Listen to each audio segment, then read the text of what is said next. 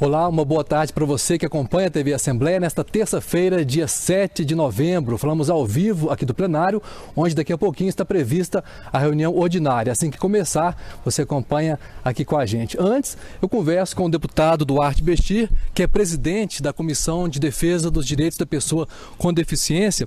Deputado, domingo passado, milhões de jovens, milhões de adultos, adolescentes foram fazer as provas do Enem. E havia uma expectativa muito grande em relação ao tema, né? E o tema foi justamente sobre pessoas com deficiência, desafios para a formação educacional de surdos do Brasil.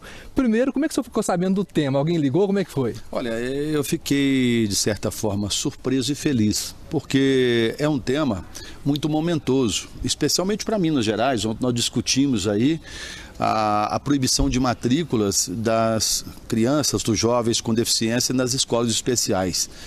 Então, é momentoso porque precisa discutir a questão dos surdos e dar o espaço devido e compreendido e que tem direito. Por exemplo, um grande defeito está mesmo na nossa casa. Vamos cuidar do ambiente nosso. Nós já solicitamos inúmeras vezes que as nossas reuniões da comissão sejam traduzidas também por um intérprete, pudesse dar aos surdos em casa uma noção daquilo que nós estamos discutindo, que lhes interessa. Então eu acho que o tema é muito momentoso sobre todos os aspectos. E uma das pessoas que acompanha o nosso trabalho na Assembleia nos ligou imediatamente, logo que tomou conhecimento, nas primeiras horas após o fechamento, a abertura dos portões quando terminaram as provas, me passando o tema, que me causou satisfação por estar vivenciando esse momento aqui na Assembleia, na presidência da Comissão dos Direitos da Pessoa com Deficiência, e porque realmente é um tema que precisa ser discutido nacionalmente. O senhor tem acompanhado, feito várias visitas, né, às escolas aí, com relação à pessoa com deficiência, os surdos também, as pessoas com deficiência em geral. O que é melhor? Ter a escola específica para essas pessoas, estar na escola regular com os outros alunos que não têm deficiência, o que é mais produtivo, o que dá mais resultado, deputado? Olha, veja bem, nós temos que separar os alunos, as pessoas com deficiência e, entre elas, criar os grupos de deficiência moderada, severa e grave. Existem jovens e adultos que, dependendo da deficiência, não têm condições de frequentar a escola regular. Isso está comprovado tecnicamente e também os números não escondem. Veja bem, Hamilton, que numa das escolas estaduais, a escola Dona Argentina, que é situada no bairro da Serra, a última estatística dos alunos daquela escola que foram incluídos em uma escola regular, no total de 6, 5 já retornaram para casa, a escola não foi suficiente para atender a demanda deles, ou seja, a deficiência não está adequada àquilo que a escola regular pode propiciar. Não se adaptaram. Porque a deficiência não permite que isso aconteça.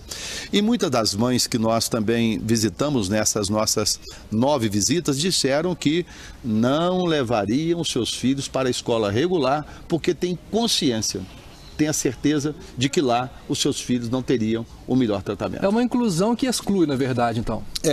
Essa inclusão que o governo, através da Secretaria de Educação, a professora Macaé, está propondo, é, na verdade, uma grande exclusão, porque na medida que a pessoa com deficiência tem a equipe multidisciplinar, que é composta de terapeuta ocupacional, fonoaudiólogo, enfermeiros, psiquiatras, essa equipe auxilia diretamente o aluno no seu cotidiano.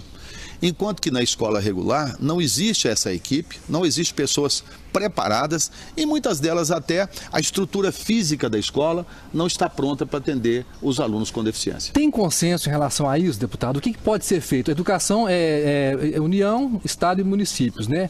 Há um consenso em relação a essa visão? Olha, não há, até porque nesse vazio é que surgiu as APAES no nosso país. E as APAES ocupam um espaço muito especial. Se não fosse as APAES, a situação era trágica, por que não dizer catastrófica no nosso país em relação ao atendimento das pessoas com deficiência.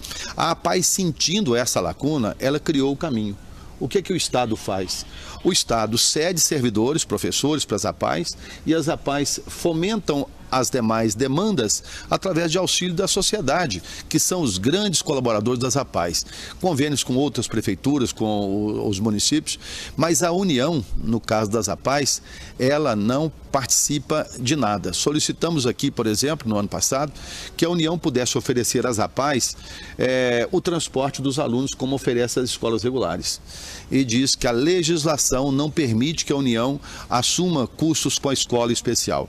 Então, o ensino especial e o tema desse ano proposto para o Enem é uma oportunidade de chamar a atenção dos jovens, especialmente deles, para esse importante assunto e essa demanda que se faz presente nos dias atuais, que já melhorou. A questão do surdo. Foi somente em 1857, o imperador Dom Pedro II trouxe para o Brasil e criou a primeira escola de surdos no Brasil, lá no Rio de Janeiro, a capital do Brasil naquela época. E trouxe para cá um francês que ministrou as primeiras aulas e aquilo foi crescendo. É o primeiro passo importante em relação aos surdos no país. E teve uma época, no encontro que houve em Milão, por exemplo, que foi proibida a implementação da Libras, de sinais. Os alunos não poderiam aprender os sinais. E introduziu a tentativa de fala, para eles aprenderem a se comunicar, né? Então, isso foi um grande transtorno, foi uma paralisia que aconteceu na vida dos surdos, porque o regresso deles estava iminente e os alunos, mesmo aprendendo, tendo suprimido nas escolas o ensino de Libras, eles comunicavam escondido do professor a língua de sinais, mesmo por debaixo da carteira, ou então escondido dos corredores das escolas, e ela não morreu, ela continuou, até que em 2002 foi reconhecida através de lei a Libras, leitura Brasil de Libras para os alunos que hoje têm na Libra a sua linguagem oficial no país dos surdos e mudos. A gente está quase terminando, deputado, nosso bate-papo aqui. O senhor estava me dizendo antes de a gente começar a entrevista ao vivo aqui, que o senhor vai receber um promotor de justiça hoje às 3 horas, é isso? Isso. O que será o assunto?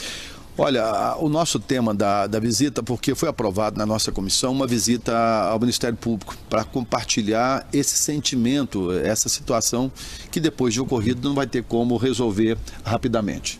Nós fomos então agendar uma data e o promotor, Dr. Bertoldo, achou melhor vir ao gabinete, antecipar o debate, porque viu também, nós podemos manifestar aí que já há uma preocupação. E vem ao nosso gabinete hoje às 3 horas da tarde, numa reunião em que nós teremos a oportunidade de expor a realidade vivenciada hoje em situação que corre risco as pessoas com deficiência em Minas Gerais, os transtornos e aquilo que nós estamos debatendo na Assembleia com a parceria do Ministério Público, que pode, em alguns casos já tem até resolvido, pais que são negados a matrícula dos seus filhos, quando recorrem à Justiça, o Ministério Público tem dado parecer favorável, obrigando as escolas especiais a matricular os seus filhos, conseguindo derrubar uma proibição da Secretaria de Estado de Educação, que essa proibição de não receber novas matrículas, muitas delas estão sendo derrubadas por força de uma lei, uma liminar do Judiciário, através de uma ação em que o Ministério Público é chamado para se posicionar e posiciona do lado das famílias. Então hoje nós temos essa primeira reunião e teremos uma na comissão, aí mais organizada, em que nós trataremos dessa pauta com o Ministério Público. Deputado, só para ver se está certo o meu entendimento aqui, pelo que o senhor falou, o ideal então é manter e investir mais em estabelecimentos como as APAES e parte dos alunos podem sim estar nas escolas regulares, é isso? Perfeitamente. Nós temos uma visão que aproximadamente 10% dos alunos hoje matriculados nas escolas especiais do Estado, no total de 9, tenham condições de participar nas escolas regulares, de interagir. E um dado, Hamilton, que é muito importante nós destacarmos aqui, quando essas escolas foram criadas e elas estavam a todo vapor, muitas delas com 300, 500 alunos especiais, era comum as escolas regulares fazer visitas às escolas especiais.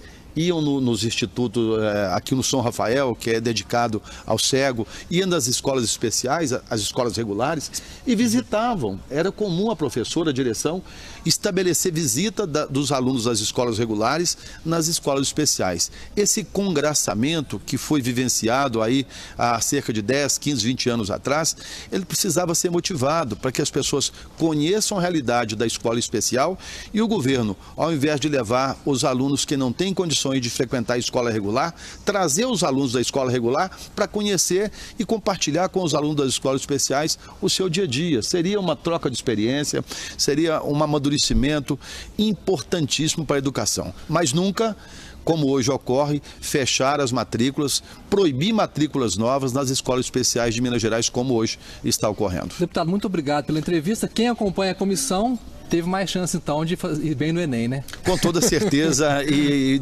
discorrer de um tema muito momentoso e importante para o nosso país. Obrigado.